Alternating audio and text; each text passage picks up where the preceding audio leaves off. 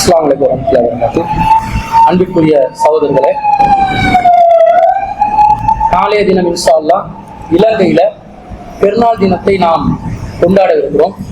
இந்த பெருநாள் தினத்திற்கு கலந்து கொள்ளக்கூடிய விஷயம் சம்பந்தமாக நம்முடைய சமூகத்துல ஒரு அறியாமை இருக்கிறது. அந்த அறியாமையை நீக்க வேண்டும் என்பதற்காக இந்த செய்தியை பதிவு செய்யணும்.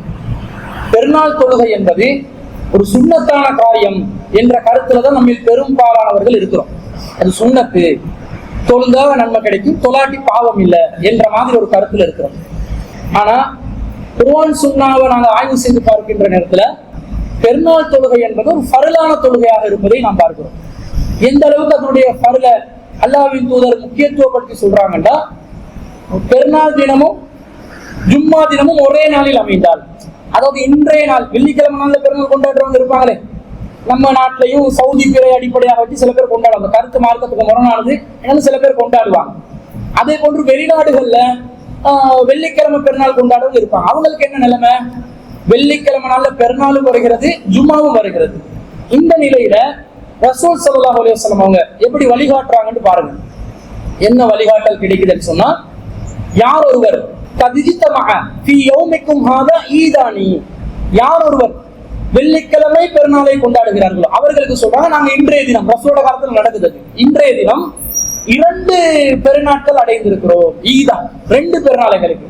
வெள்ளிக்கிழமை என்றது சின்ன பெருநாள் என்று ஒரு ஹதீஸ் வருது தானே, அதையும் வச்சு பெருநாள் தினம் வந்ததை பற்றி ரசூலா சொல்றாங்க, இன்றைய தினம் 2 பெருநாள். ஃபமன் ஸாஹ அஜ்ஸாஹு மினல் ஜும்ஆத்தி, யார் ஒருவர் விரும்புகிறாரோ அவர் ஜும்மாவை தொழாமல் இருக்கலாம். ஆனா நாங்க ஜும்மாவை தொழுவோம் என்ற செய்தியை அபூதாவுதுல 907வது செய்தியா பதிவு செய்யப்பட்டிருக்கு. வெள்ளிக்கிழமை நாள்ல ஜும்மா வந்தா ரசூலா சொல்றாங்க ஜும்மாவை தொழாமல் இருக்கலாம் என்றாங்க.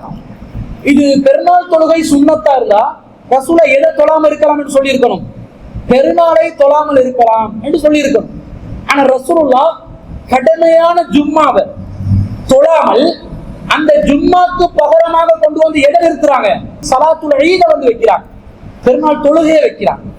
அப்ப பெருநாள் தொழுகை என்பது ஜும்மாக்கு பகரமாக வந்து நிற்கக்கூடிய ஒரு ஃபர்ல் என்பது நமக்கு தெரிகிறதா இல்லையா? தெரிகிறது.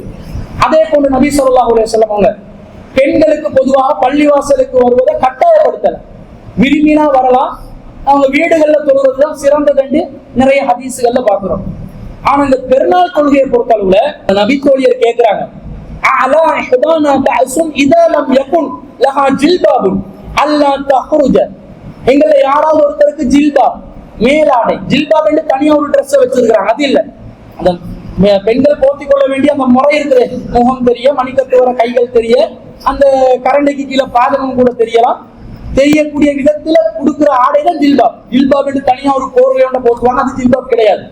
இந்த ஜில்பாப் ஆடையை ஒருவர் பெற்றுக் கொள்ளாத நிலையில் பெருநாள் தொழுகையில் கலந்து கொள்ளாமல் இருந்தால் பாவமாகுமா என்று கேட்கும் போது ரசூலா சொல்றாங்க, லிதுல்பிஸ்ஹா சாஹிபத்துஹா மின் ஜில்பாபிஹா, அவங்களுடைய தோழி அவருக்கு இருக்கக்கூடிய உபரியான ஒரு ஜில்பாப் ஆடைய கொடுக்கட்டுமே அப்படின்றாங்க.